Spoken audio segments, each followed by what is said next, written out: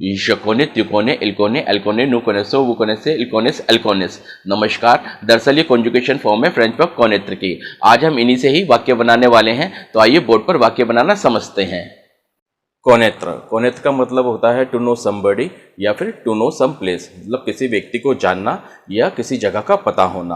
और व्यक्ति के लिए यहाँ पे मैंने धोनी का नाम लिया हुआ है। अगर आप चाहें तो धोनी के बदले आप किसी और भी व्यक्ति का नाम यहाँ पे ले सकते हैं जिसे आप जानते हैं।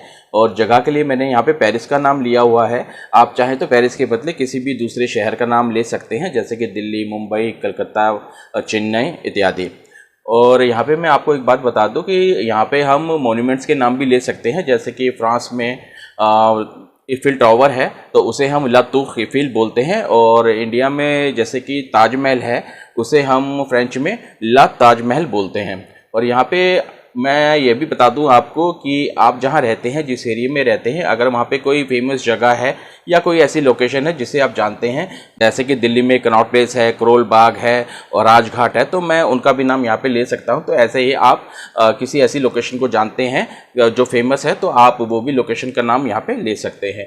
और यहाँ पे कंट्रीज़ का भी नाम आप ले सकते हैं, जैसे कि फ्रांस को बोला जाता है ला फ्रांस, इंडिया लर्न, जापान ला जापान। यहाँ पे आप एक बात का ध्यान रखना कि जब भी आप किसी कंट्री का नाम लेते हैं तो उससे पहले हमें आर्टिकल डेफिनेट का प्रयोग करना होता है। जैसे कि अगर कोई फेमिनिन कंट्री है तो उसके लिए हमें जिस आर्टिकल डेफिनेट का प्रयोग करना होगा वो होगा LA, ला का। और अगर कोई मैस्कुलिन कंट्री है तो उसके लिए हमें जिस आर्टिकल डेफिनेट का प्रयोग करना होगा वो होगा LE, यानी ला का। और अगर किसी कंट्री का नाम वोवल से स्टार्ट हो रहा है, यानी AEIOUH से, तो उसके लिए हमें जिस आर्टिकल डेफिनेट का प्रयोग करना होगा वो होगा L एपोस्ट्रोफी का। तो फिलहाल के लिए यहाँ पे जो दो नाम दिए हुए हैं इनसे ही हम वाक्य बनाना सीखते हैं। और वाक्य बनाने के लिए हमें जिसकी ज़रूरत होगी वो होगी कोनेत्र की कॉन्जुगेशन फॉर्म की। तो आइए मैं आपको एक बार कॉन्जुगेशन फॉर्म पढ़ के बता देता हूँ। य कोने, त्यू कोने, इल कोने, एल कोने, नू कोनेसो, वू कोनेसे, इल कोनेस, एल कोनेस। देखिए इसका मतलब हिंदी में मैं आपको वाक्य बनाते हुए समझा दूंगा। तो आइए वाक्य बनाना सीखते हैं। देखिए अगर मुझे बोलना है मैं धोनी को जानता हूं या मैं धोनी को जानती हूं या मुझे पेरिस का पता है, तो इसे फ्रेंच में बोला जाएगा je connais Dhoni, je connais Dhoni. तो ऐसे ही je connais Paris, je connais Paris। तो ऐसे ही अगर आप किसी को बोलते हैं कि तुम धोनी को जानते हो या तुम्हें पेरिस का पता है, तो इसे फ्रेंच में बोला जाएगा tu connais Dhoni, tu connais Dhoni, tu connais Paris, tu connais Paris।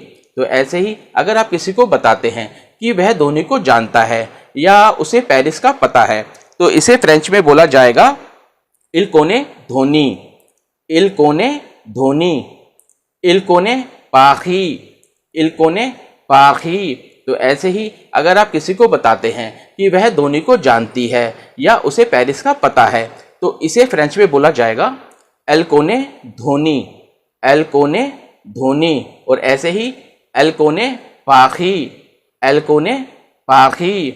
तो ऐसे ही अगर आप किसी को बताते हैं कि हम धोनी को जानते हैं या हमें पेरिस का पता है, तो इसे फ्रेंच में बोला जाएगा nous connaissons Dhoni, nous connaissons Dhoni, nous connaissons Paris, nous connaissons Paris।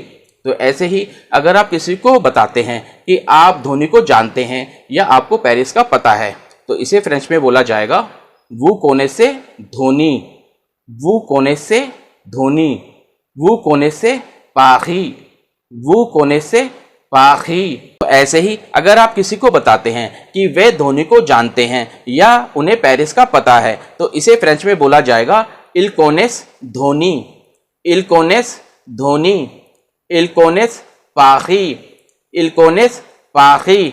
ऐसे ही अगर आप किसी को बताते हैं कि वे धोनी को जानती हैं या उन्हें पेरिस का पता है, तो इसे फ्रेंच में बोला जाएगा elle connaît Dhoni, elle connaît Dhoni, elle connaît Paris, elle connaît Paris।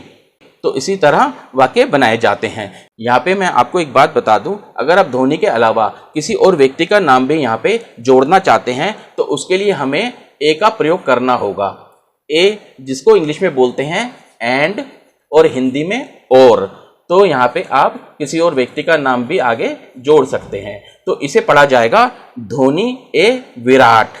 तो वाक्य कैसे बनेगा?